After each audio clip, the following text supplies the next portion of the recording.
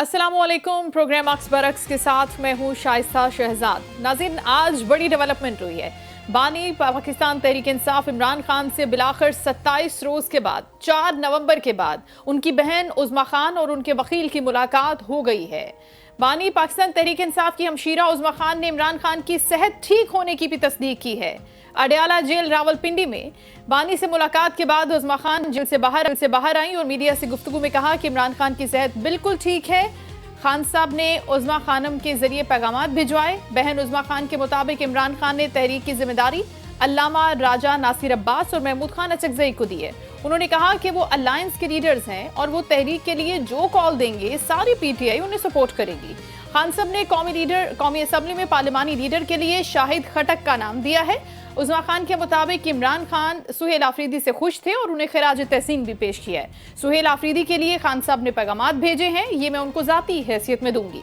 पाकिस्तान बार के इलेक्शन के लिए हामिद खान और सलमान अकरम राजा उम्मीदवारों के नाम भी फाइनल कर लेंगे और पार्टी उनको सपोर्ट भी करेगी।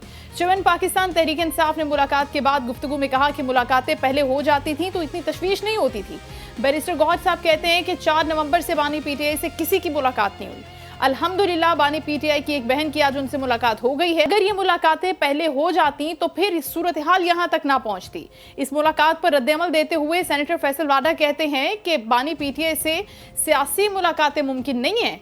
बहनों से मुलाकात एक गैर सियासी है और ये उनका हक था जो उन्हें दे दिया गया है। अपने बयान में फैसल वाडा ने कहा है कि कल आपको मशवरा भी दिया था, आज आपको फायदा हो गया उस मशवरे का। 2 पीछे 1 कदम आगे, ये है वाहिद सियासी रास्ता। कहते हैं कि वजीर आला केपी सुहेल आफरीदी ने अडयाला और इस्लामाबाद में बलवा ना करके एक मुस्बत कदम उठाया है, यानी जो उन्होंने विड्रॉ किया है अपनी तहरीक से, एहतजाज से, वो एक अच्छा कदम उठाया है। इसी सारी सूरत हाल पर हम बात करेंगे, लेकिन कुछ कयास आराइयां ऐसी भी हैं जिनमें ये बातें हो रही हैं कि क्या ये मुलाकात किसी डील का नतीजा है या फिर हुकूमत को समझ आ गई कि ये मुलाकात होनी चाहिए। क्या इसके पसे पुश चीज़ें चल रही हैं, इस पर बात करेंगे। पाकिस्तान तहरीक इंसाफ के रहनुमा शौकत बसरा साहब हमें ज्वाइन कर चुके हैं, उनको हम वेलकम करेंगे। अस्सलाम वालेकुम सर। जी वालेकुम सलाम शाइस्ता। कैसे हैं सर, आप खैरियत से हैं? और अब आप खुश भी होंगे, आज थोड़ा मूड भी बेहतर होगा। सारे पाकिस्तान तहरीक इंसाफ के रहनुमाओं को मुबारकबाद भी मैंने दी है, क्योंकि आप लोग थोड़ा ट्रॉमाटाइज भी हो गए थे जब एक फेक न्यूज़ का प्रोपेगेंडा हुआ था कि खान साहब की सेहत के हवाले से कुछ खदशात का इजहार किया गया था। उनकी बहनें भी ज़ाहिर तशवीश में मुब्तला थी और पूरी कौम, पूरे वोटर्स एंड सपोर्टर्स उनके। तो आज की मुलाकात को किस एंगल से देख रहे हैं सर आप? जी शाइस्ता, बिल्कुल दुरुस्त कह रही हैं कि अल्लाह का लाख लाख शुक्र है कि आज 28-29 दिन के बाद हमारी मुलाकात हुई है। और लेकिन जो एंटर में आपने कहा कि उज़्मा खानम और एक वकील की मुलाकात हुई है, नहीं, सिर्फ उज़्मा बीबी की मुलाकात हुई है। अच्छा, वकील की मुलाकात नहीं हुई सर? बहन जी नहीं, वकील की मुलाकात नहीं हुई है। ठीक है। सेकेंडली आप अंदाजा ये कीजिए कि पाकिस्तान में अब ना कोई आइन बचा, ना कानून, ना अदालतें, बल्कि जंगल का कानून है।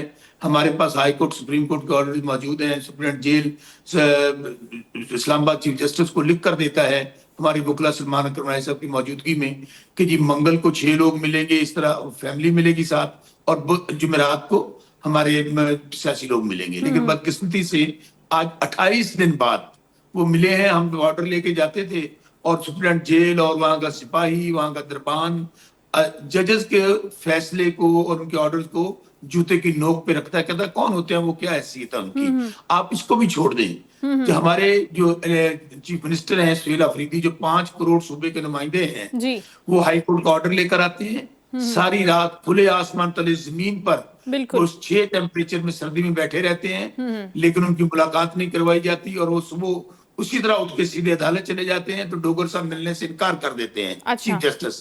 तो इससे बड़ा बनाना रिपब्लिक और कौन सा होगा। और खान साहब ने बिल्कुल आज ये बात भी ऐड की कि पाकिस्तान में इस वक्त आइन, अदालतें, सियासत, जमहूरियत सब मुकम्मल तौर पर खत्म हो चुका है। इसलिए हमने जद्दोजहद करनी है और उस जद्दोजहद के लिए आपने दुरुस्त कहा कि अचकज़ई साहब और राजा लामा नासिर अब्बास साहब वो जो लाहे अमल देंगे, तहरीक इंसाफ उस पर भरपूर अमल करेगी। और दूसरी बात आपने कही कि मुलाकातों के हवाले से देखें, हम तो हर मंगल और जुमेरात को आया करेंगे, और अब अगर ये मुलाकात नहीं करवाएंगे तो आज जिस तरह लोग इतनी बड़ी तादाद में आए हैं, जिस वजह से ये मजबूर हुए हैं हमारी मुलाकात कराने, हम वहां पे बिल्कुल पुरअमन रहे, पहले हम इस्लामाबाद हाई कोर्ट गए, फिर अडयाला जेल गए, तो अल्हम्दुलिल्लाह आज वो मुलाकात हो गई। बसरा साहब, सुहेल आफरीदी का जिक्र आपने किया। सुहेल आफरीदी की वो सारी एफर्ट हमने देखी थी, मीडिया ने उसको कवर भी किया, सोशल मीडिया पर भी देखा, लेकिन आज वो मौजूद नहीं थे कहीं पर भी। जी, सुहेल आफरीदी साहब आज नहीं थे। वो चूंकि बाकी सारे हमारे दोस्त आए हुए थे, केपी से भी, और बहुत बड़ी तादाद जो है वो आई थी पंजाब से, और अल्हम्दुलिल्लाह सब वहां बैठे रहे उस वक्त तक जब तक उस्मा आपा की मुलाकात नहीं हो गई। और सबसे खुशी की बात यह है कि इमरान खान साहब की सेहत अल्हम्दुलिल्लाह बहुत अच्छी है, लेकिन आप अंदाजा कीजिए शाइस्ता, मुझे या आपको एक कमरे में बंद कर दिया जाए 24 घंटे के लिए, तो बताएं हमारी हालत क्या होगी। और खान साहब का जो उनको 28 दिन एक डेथ सेल में, जो 8x10 का रूम है, जिसमें आपको पता है कि अंदर ही वॉशरूम है, सारा कुछ वहीं पे है, ना अखबार है ना टीवी है, और वहां बंद कर दिया गया, किसी की मुलाकात नहीं है। तो मेरे ख्याल में ये पाकिस्तान के अंदर जो कुछ हो रहा है, ये आज तक पाकिस्तान की तारीख में नहीं हुआ था। लेकिन यकीन मानिए, उस्मा आपा कह रही थी कि वो जाहिर फ्रस्ट्रेशन उनको थी इस बात की, गुस्सा भी था कि ये क्या हो रहा है मुल्क के अंदर, कि जहां पे बिल्कुल ही कानून खत्म हो गया। यहाँ पे नवाज शरीफ होता था, 100 लोग उसको डेली मिलते थे, खाने भी चलते थे, शेफ भी मिला हुआ था, मरियम बीबी को रेस्ट हाउस मिले हुए थे, टेलीफोन मिले हुए थे। जबकि पाकिस्तान की सबसे बड़ी पार्टी का लीडर, जो कि 8 फरवरी के रिजल्ट के मुताबिक जिसको वजीर आजम होना चाहिए था, उनको आज जेल में डाला हुआ और मुलाकातें भी नहीं होने दे रहे। और जो हारे हुए, जो जिनके ऊपर मनी लॉन्ड्रिंग के इल्जाम आते हैं, उन हारे हुओं को फॉर्म 47 के जरिए किसी को सदर लगा दिया गया, किसी को वजीर आजम, किसी को गवर्नर, किसी को वजीर। लेकिन इस सब के बावजूद खान साहब का हौसला बुलंद है। और उसी तरह तहरीक इंसाफ जो 90% पाकिस्तान को रिप्रेजेंट करती है, हमारा जोश फलसला पहले भी से बुलंद है, और आज हमें एक और ताकत मिली है इंशाल्लाह। नहीं, अब तो बिल्कुल इस बात से बड़ी मोटिवेशन भी मिलती है। और बसरा साहब, राणा सनाउल्लाह साहब कहते पेसन कि उन्होंने तबीयत बिल्कुल ठीक है, बहुत फ्रेश ने, नाश्ता भी बड़ा जबरदस्त किया है। हम जो ये बात डिस्कस कर रहे थे ना कि वो फ्रस्ट्रेशन में होंगे, उनकी मुलाकात नहीं हो रही, लेकिन उन्होंने स्टेटमेंट बिल्कुल एक अलग डायरेक्शन च वे। और दूसरी गल है कि उन्होंने कहा कि बड़े बहादुर ने खान साहब, उन्होंने ये एडमिट किया ऑन स्क्रीन टीवी के ऊपर कि भाई वो जेल काट रहे हैं जिस अंदाज में, तो वो हैं, ब्रेवरी है उनके अंदर। शाइस्ता, राणा सनाउल्लाह, फैसल वाडा, इन्हां दी ना कोई सियासी हैसियत है, ये फार्म 47 ਦੇ नमूने ते बहरूपी ते मस्खरे ने, जिन्हां नु घर वाले ते मोहल्ले वाले ने वोट नहीं देते। आप उनका क्या जिक्र कर रही हैं? कौन है ये सर? आज सियासतदान अवाम के वोटों से होता है, अवाम की बैकिंग से होता है। ये बेचारे तो, अब हालत ये है कि हम एक आम अपने वर्कर को टिकट दे दें, ये वाडा तो राणा सनाउल्लाह तो क्या, नवाज शरीफ जो है, जो डॉक्टर मरियम यास्मीन राक्षस से आ रहा है, वो नहीं जीत सकता। ये काउंसलर बनने के काबिल नहीं। आप किनकी स्टेटमेंट लेके बैठ गई है? यही तो प्रॉब्लम है। इनको अब इस बात का पता है कि हम लोग इस वक्त इररेलेवेंट हो चुके हैं, अवाम हमारी शक्लें नहीं देखना चाहते। ये इस तरह मजाहिया किरदार जो है वो टीवी पे आके बयान देते रहते हैं, इनकी कोई हैसियत नहीं। और फिर टीवी चैनल्स भी, बड़े बड़े TV channel sir, credible anchor, मत आप समझे ना कि वो किसी दूसरे छोटे मोटे एंकर के पास तो चैनल पे तो जाते भी नहीं है ना सर। कैसे मिस आउट कर दे, उन्हां दी खबर फिर लेनी पैंदी है। केड़ा मीडिया, केड़े चैनल्स, आपको भी पता है, खान साहब को गिराने के लिए, खान साहब को झुकाने के लिए पार्लियामेंट, मीडिया, आपकी अदालतें, हर चीज खत्म कर दी गई है। मीडिया का गला घूंट दिया गया है। कोई आवाज वहां पे, आप अंदाजा करें, इमरान खान साहब का नाम नहीं लिया जा सकता, उनकी फोटो नहीं चलाई जा सकती। छोड़े इन बातों को। आज जिन लोगों ने इनको मुसल्लत किया है ना, जी, आज स्टैब्लिशमेंट इनके सर से हाथ उठा ले, अपनी कराची नहीं बढ़ सकते। बेचारे इस हद तक ये लोग अवाम इनसे नफरत करते हैं, बल्कि घर वाले नफरत कर देने, कहते हैं अब्बा जी, अम्मी जी, आप लोगों को शर्म नहीं आती? टीवी पे बैठ के झूठ बोलते हो, आप लोगों को वोट किसने दिए हैं? और वहां बैठ के आप गप्पे लगाते रहते हो। किनकी बातें कर रही हैं आप? सही बात है सर। ये तो अखलाकी तौर पे इतनी गिरावट का आपने जो स्टेटमेंट दिया ना, ये तो खैर अगर वो सुन लें और अगर जमीर कहीं पर मलामत कर दे तो बात है कि बच्चों को क्या जवाब देंगे? अपनी औलाद से तो बंदा सच ही बोलता है ना, 10 बाहर झूठ बोल के आता है, लेकिन अपनी औलाद से तो सच ही बोलता है घर के अंदर आके। तो चले, इन्हें इतनी शर्म होती तो बच्चों के सामने इस तरह की गुफ्तगू ना करते, ये फॉर्म 47 ना लेते, इनको छोड़ दें। ये अल्लाह को क्या जवाब देंगे? अगर यहाँ झूठ बोल लेंगे या फ्रॉड कर लेंगे, यहाँ पे ये मसबरा बंद कर लेंगे, मेरे रब की पकड़ बहुत सख्त है। बेशक। बसरा साहब, बहुत ये जो सख्त है। मुलाकात हुई है ना आज, इसके हवाले से कहा यह जा रहा है कि क्या ये मुलाकात सुपरिटेंडेंट जेल ने करवाई है, या फिर पाकिस्तान तहरीक इंसाफ ने जो कल पूरा प्लान किया, जिस तरह से बताया कि हम ये करेंगे, ये हमारा रोड मैप होगा, इस तरह से हम चलेंगे, तो उस चीज ने भी कहीं ना कहीं कोई प्रेशर डेवलप किया है? या फिर वाडा साहब जो कह रहे हैं कि आपको जो फॉर्मूला हमने दे दिया है, तो अगर पीटीआई उस फॉर्मूले पे चलती है, फॉर्मूला ये है सर कि 2 स्टेप बैक जाए तो आप पाकिस्तान तहरीक इंसाफ 1 स्टेप अहेड होगी, तो आपको इन तीनों चीजों में से क्या लगता है कि किस चीज ने यहाँ पर काम किया है? शाइस्ता फैसल वाडा हो, राना सनाउल्लाह, इनका जिक्र ना करें, ना इनको कोट करें, इनकी कोई हैसियत ये मेरे नहीं है। प्रोड्यूसर साहब सर इनके शहर से बाहर नहीं आते, इसका भी कोई इलाज बता दें। ये बेचारे ये बहरूपी और सियासी मस्करे हैं। देखिए, मैं फिर अर्ज करूं, सियासतदान अवाम के वोटों से होता है, वो इस तरह फार्म 47 के नमूने नहीं होते हैं। आज मुलाकात सिर्फ एक वजह से हुई है। पहले तो हम अपने अल्लाह का शुक्र अदा करते हैं। उस दूसरा फैक्टर जो था कि आज हमने जो कॉल दी थी, आज हजारों लोग थे डैला के सामने, हजारों लोग। इसी तरह हम लोगों ने स्वाबी इंटरचेंज बंद कर दिया था। आज तख्तिया तख्ता था, हमने फैसला किया था कि अगर ये नहीं मिलवाएंगे तो हमें अगर 10 दिन भी बैठना पड़ा तो हम नहीं उठेंगे।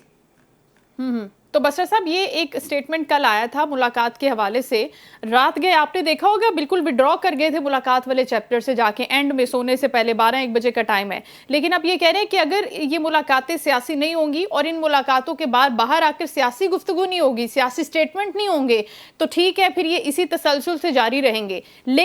लेकिन बसरा साहब, अगर रुकती हैं मुलाकातें, नहीं होती, तो फिर आप इसी तरह से चलेंगे जो अब प्लानिंग की थी पाकिस्तान तहरीक इंसाफ ने कि इतने लोग आएंगे और इस तरह से एहतजाज होगा, पुरअमन होगा, फिर ये अपनाया जाएगा रास्ता? सियासी लोग भी मिलेंगे, फैमिली भी मिलेगी, बुकला भी मिलेंगे, और सियासी गुफ्तगू भी होगी। अच्छा, ये सफा फाड़ने के नहीं होगी। दूसरी बात, मुलाकातों से बात आगे की है, आप थोड़ा सा वेट कर लें, इंशाल्लाह वो वक्त दूर नहीं है कि जब इमरान खान जेल से बाहर होंगे, और जब वो जेल से बाहर होंगे, ये जिन मस्करों का आप नाम ले रही थी, जो फार्म 47 के नमूने और बहरूपिये हैं, तो इनको छुपने की जगह नहीं मिलेगी। ये नवाज शरीफ हो, शहबाज शरीफ हो, और जितने भी लोग हारे हुए यहाँ मुसल्लत किए गए हैं, ये सब इस दफा इनको जहाज भी नहीं मिलेगा और इनको पाकिस्तान से जाने भी नहीं देंगे। तैयारी हो गई है, और तैयारी दी जी जिम्मेदारी है सर, वो महमूद खान अचकजई और राजा नासिर अब्बास साहब ने दित्ती, खान साहब ने सर जी इंशाल्लाह वो लीड करेंगे, और फाइनल लाएअमल बहुत जल्द आपके सामने आ जाएगा।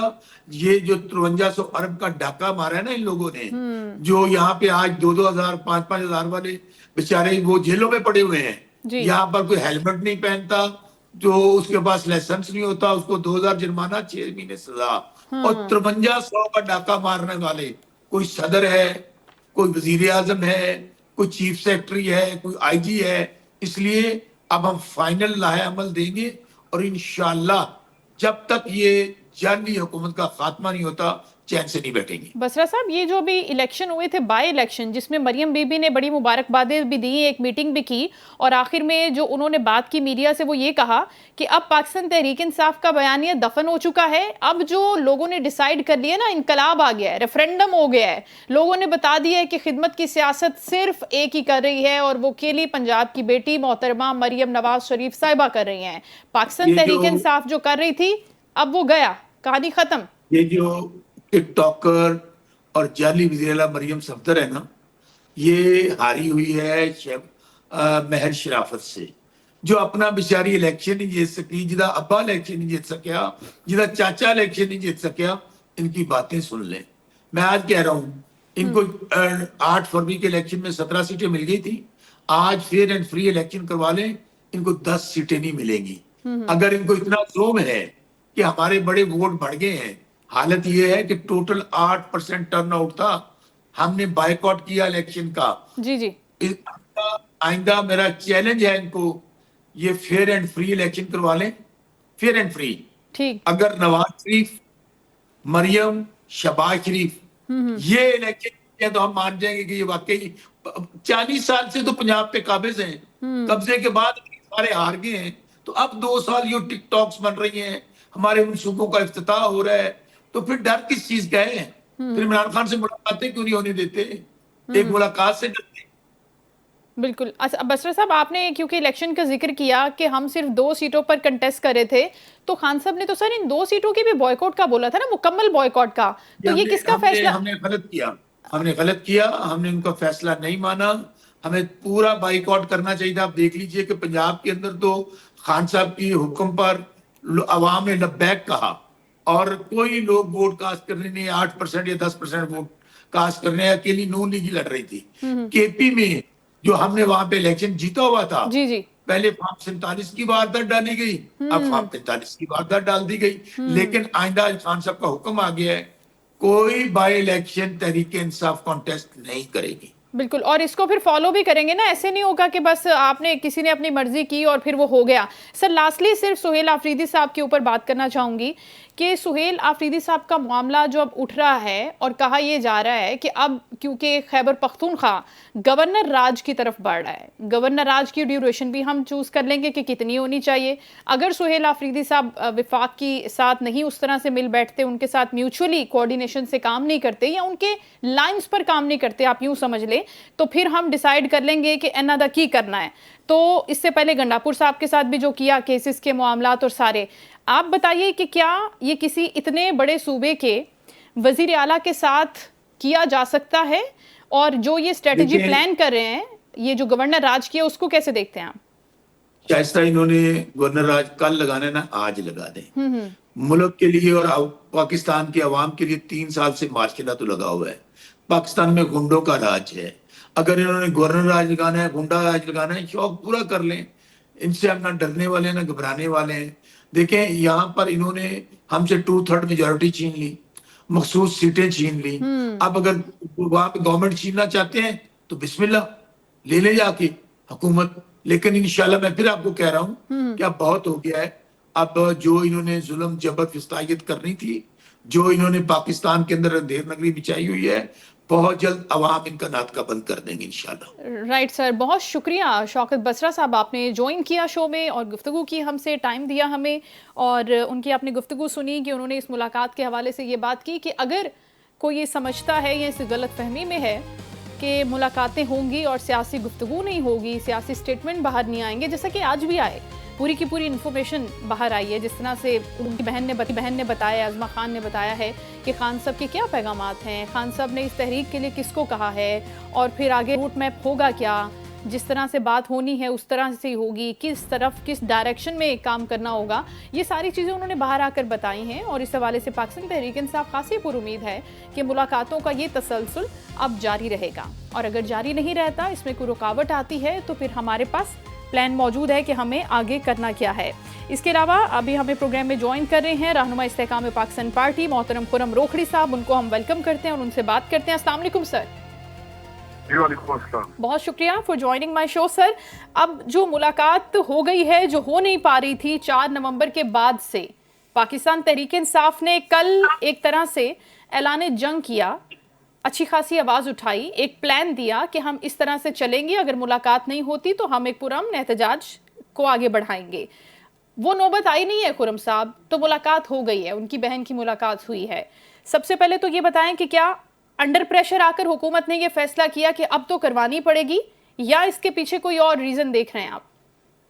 देखिए, अंडर प्रेशर वाली चीज मेरे ख्याल में नहीं है। अच्छा, ये चीजें चलती रहती हैं। आप एक तरफ से प्रेशर देते हैं, जो बहुत सारी चीजें जो नेगेटिव हो रही होती हैं, अगला उनको थोड़ा सा कम करता है, को अपने लिए रास्ता निकालता है, वगैरह वगैरह। इनको इस तनाजुर में अगर देखा जाए ज्यादा बेहतर है। दूसरी चीज ये है कि जो इशू था मुलाकातों का, वो इशू आज एड्रेस हो गया, बल्कि 2-3 इश्यूज आज एड्रेस हो गए। एक तो आप ये नोट करेंगे कि एक मुनज़्ज़म प्रोपेगेंडा किया गया कि जी जो मौसूफ जो अंदर साहब बहादुर अंदर हैं, उनकी सेहत बड़ी खराब है, उनको मार दिया गया है, ये है वो है, और इस तमाम चीज को नैरेटिव को इंडियन मीडिया ने बहुत ज्यादा उछाला जी ऐसे है। और उन्होंने ना सिर्फ इंडियन मीडिया ने उछाला, बल्कि इंटरनेशनली उन्होंने इस चीज को बहुत ज्यादा उसको इस इशू को लेके चले। और उसका इस तरह का सादा अजहान जो होते हैं, जैसे हमारे मुल्क में बहुत सारे लोग हैं जिनको मामलात की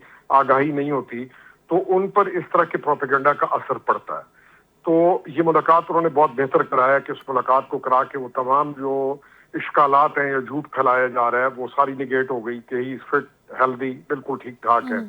दूसरी चीज ये है कि मुलाकातें ना करने का जो सबब आ रहा है, जो गवर्नमेंट के राना सरोला साहब कभी कीवी पे चल रहा है वगैरह वगैरह, क्या बराए मेहरबानी मुलाकातों के बाद एक पॉलिटिकल नैरेटिव बाहर देने की कोशिश ना करें। और जेल मैनुअल भी यही कहता है, आपका कानून भी यही कहता है कि आप उन मुलाकातों को मुकम्मल सियासी रंग बार जो आके देते हैं उसका एक नेगेटिव इफेक्ट पड़ता है, तो उन मुलाकातों के बाद एक नया केओस शुरू हो जाता है। जी, जी, जी, बिल्कुल। बात तो वजनी है। तो अब गवर्नमेंट ने इस चीज को भी अचीव कर लिया कि जो अंदर जाने वाले हैं लोग, दे हैव एग्रीड कि जी वो कोई भी इस तरह का सियासी बयान बाहर नहीं देंगे। तो इस दोनों चीजों को अगर देखें तो ये ठीक किया उन्होंने, मुलाकात करा के भी और लेट करा के। जो उन्होंने अपना मकसद था कि आप पॉलिटिकल जो बाहर आके नेगेटिविटी उसको फरोग ना दें और आप अपनी मुलाकातों को मुलाकात की हद तक रखें, तो वो तो ठीक है। तो वो मेरे ख्याल में अचीव हो गया दोनों टारगेट। लेकिन उसके बाद सर ये भी तो कहा था हुकूमत ने कि कोई सियासी बयान जो है वो नहीं जारी किए जाएंगे, ये शर्त रखी थी। और अगर आपने गुफ्तगू सुनी है उज़्मा खान साहिबा की, तो उन्होंने तो पूरी सियासी गुफ्तगू की है कि क्या करना है, किसको क्या जिम्मेदारियां दी गई हैं, किस तरह से आगे चलना है, ये सारी बातें तो हो गई हैं फिर। अच्छा, अब एक और बात भी की गई, मैंने अभी वो सुनी नहीं है, लेकिन मुझे एक ऐसे दोस्त ने बताई है जो कि बड़ा मामलात को देखता है, अभी आप तस्दीक कर सकेंगी कि वो जो NDU में ये जो लोग गए हैं तो वहां पर भी कोई ऑब्जेक्शन की गई कि ये लोग क्यों गए हैं इनकी जमात के, ऐसी बात भी हुई है। तो उनके खिलाफ कार्रवाई का हुक्म दे दिया गया ना सर? हाँ, अच्छा, अब आप अगर अब तो हम आए तो अब ये गवर्नमेंट पे है कि उन्होंने एक चीज को कहा कि आप सियासी बयान नहीं देंगे और वो सियासी बयान बाहर आके दे रही हैं। जी। और ये बड़ा इंटरेस्टिंग है कि जिन लोगों ने NDU में जाके मुलाकात की उनके खिलाफ एक एक्शन लिया जाएगा। तो मैं तो फिर वही इस अपने स्टार्ट की कंक्लूजन पे पहुंचता हूँ कि किसी भी पॉलिटिकल प्रोग्रेसिव अप्रोच को ये जारी नहीं रखना चाहते। तो आप कब तक इस चीज की इजाजत देंगे? आप कब तक? आज पूरा पेशावर से जो लोग आ रहे थे उन्होंने सवादी के करीब कुछ नौजवानों ने आके मेन रोड ब्लॉक कर दिया, उसके ऊपर आग लगा दी और from that interchange till Peshawar तक पूरा का पूरा मोटरवे चौक था। ठीक है, तो अब इन एक्टिव ये चीजें यानी ये कब तक चलेंगी? आप कैसे चलाएंगे? आप कब तक इन चीजों की इजाजत देंगे? आप ये सारी चीजें होती रहेंगी क्या? कंटिन्यूटी में होंगी कि एक किसी भी इशू को उठा के इस हद तक ब्लैकमेलिंग कर ली जाए? और पता है लोग कब तक चलेगा, लेकिन ये चीज सोचने वाली। लेकिन इसका हल फिर खुर्रम साहब वफाकी हुकूमत अल्टीमेटली यही निकाल रही है कि गवर्नर राज इम्पोज कर दिया जाए। आप समझते हैं कि यही एक वाइज डिसीजन होगा टुवर्ड्स खैबर पख्तूनख्वा? देखिए, KP की जो हालत है ना वो बहुत बहुत तनज़्ज़ुली का शिकार है और उसकी जो गवर्नेंस से लेके उसके जो माली करप्शन हैं उन तमाम को अगर आप देखें तो KP तो बहुत बड़ा हल मांगता है। और ये जो IMF की रिपोर्ट है अगर हम उसको देखें तो बहुत सारी और चीजें भी हल मांगती हैं। सही। तो हल तलब मामलात हैं। अगर इन मामलात को हम संजीदगी से हल करेंगे तो फिर तो हम कुछ अचीव कर पाएंगे। उन मामलात का हल जो है वो गवर्नर राज है, उन मसाइल का हल गवर्नर राज समझते हैं आप कि उससे रिजॉल्व हो जाएंगे? देखिए, अगर ठीक आदमी मकाम पे लाया जाए और जो केपेबल हो और जो मसाइल का हल करे और जिसका वो हमारे एक दोस्त कहा करते थे कि बकरी के पेट वाले को आगे लाओ, भैंस और ऊंट के पेट वाले को ना लाओ। और कोई बकरी के पेट वाला है सर, मौजूद है आपकी नजर में? आता है कोई? मैं आपको बताऊं, हमारे मुल्क में बहुत अच्छे लोग मौजूद हैं। अच्छा। लेकिन एक सिस्टम ऐसा बन चुका है, कार्टेल जैसे सरायत कर गए हैं कि वो रास्ता बनता ही भैंस के पेट वाले के लिए। बिल्कुल हमारे पास बहुत अच्छे, हमारे पास क्या लोग मौजूद नहीं है? बिल्कुल मौजूद है। तो अगर आप बंदे ठीक लगा दें, मैंने तो ये बहुत अर्सा पहले भी कहा था, ये आपका सवाल किसी ने मुझसे किया तो मैंने कहा कि अगर आपने अली अमीन को तब्दील करके गवर्नर राज लगाएं और बहुत अच्छा बंदा ले आए, जनरल फजले हक जैसे बंदे को, या आपके पास ये जो इनका चीफ मिनिस्टर रहा है पीछे, अमीर हैदर होती जैसे बंदे, इन जैसे बंदों को अगर आप लेके आते हैं, गवर्नर राज लगाते हैं, तो वो 10 दिन में कामयाब होगा, बल्कि उसकी जरूरत है। लेकिन अगर एक गंडापुर को तब्दील करके दूसरा गंडापुर उसका लगाना है, तो फिर चलने दें गंडापुर को, तब्दीली करें। हम भी इस हक में कि मामलात को ठीक करें, क्योंकि केपी तो तबाह हो गया, लॉ एंड ऑर्डर तबाह हो गया, वहां पर जो दहशतगर्दी अरूज पर आ गई और कोई गवर्नमेंट की तरफ से कंसर्न ही नहीं है किसी को। अच्छा, ये फिर जो अपॉइंटमेंट आप जिक्र कर रहे हैं कि गंडापुर को हटा दिया, अमीर हैदर होती नहीं है, फजल हक साहब नहीं है, ये सब लोग नहीं है, तो जो अपॉइंटमेंट हुई है अभी सुहेल आफरीदी की, आप समझते हैं कि वो अपॉइंटमेंट दुरुस्त नहीं है? तो फिर नॉट एट ऑल। ओके, ठीक है, एक जवाब आ गया कि वो अपॉइंटमेंट दुरुस्त नहीं है, जो वजीर आला केपी लगे हैं वो ठीक नहीं है। तो आप कह रहे हैं कि सिस्टम के अंदर खराबी है, फॉल्ट वहीं से आ रहा है। बंदा अगर ठीक लाकर बिठा भी देते हैं उस मनसब पे, तो वो चल नहीं पाएगा ना सर। मेरा सवाल तो ये है, कैसे चलेगा? मैंने यही कहा कि गवर्नर राज लगाना बिल्कुल दुरुस्त है अगर लगाया जाए, लेकिन बंदा जो गवर्नर लगाया जाए वो केपेबल हो। ठीक, वो जनरल फजल हक जैसा गवर्नर हो, वो अमीर होती जैसा एडमिनिस्ट्रेटर हो, तब तो आप इस अमीर हैदर होती जैसा बंदा चुन के आप गवर्नर लगाएंगे या इस तरह का काम करेंगे, फिर तो कोई आप अच्छाई कर पाएंगे।